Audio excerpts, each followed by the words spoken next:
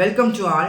இன்னைக்கு நம்ம தினம் ஒரு தலைவர்களில் ஈவே ராமசாமி தந்தை பெரியாரை பற்றி பார்க்க போகிறோம். வாங்க பார்க்கலாம். ஈவே ராமசாமி என்று அழைக்கக்கூடிய தந்தை பெரியார் 1879 செப்டம்பர் 17 அன்று ஈரோடு மாவட்டத்தில் பிறக்காரு.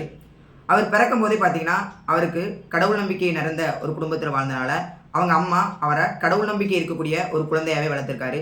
அது மட்டும் இல்லாமல் காலப்போக்கில் வளர வளர அவர் ஈரோட்டு மாநகராட்சி தலைவராக கூட இருந்திருக்காரு.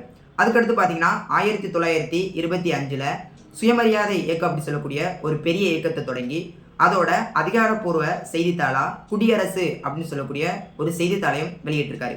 அது மட்டும் இல்லாமல் ஈவே ராமசாமி பெரியாரை பற்றி தெரிஞ்சுக்கக்கூடிய ஒரு முக்கியமான ஒரு கேள்வி எது பார்த்தீங்கன்னா 1924 வைக்கம் சத்தியாகிரகம் போராட்டத்தில் பங்கெடுத்து தாழ்த்தப்பட்ட மக்களும் கோவிலுக்குள்ள போகலாம் அப்படி சொல்லக்கூடிய ஒரு சட்டத்தை கொண்டு வந்தது தந்தை ஈவே ராமசாமி பெரியார் தான். அது மட்டும் இல்லாமல் அவரோட பிற செய்தித்தாள்களை பற்றி தெரிஞ்சுக்கலாம் வாங்க.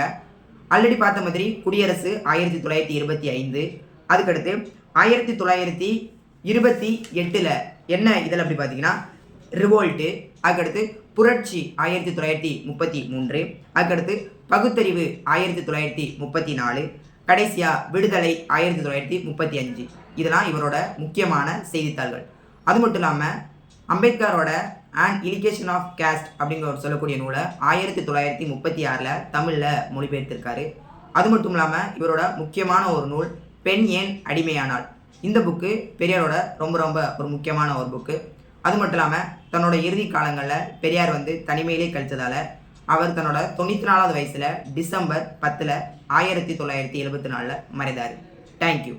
இன்னொரு தலைவர்களை அடுத்த வீடியோவில் பார்க்கலாம்.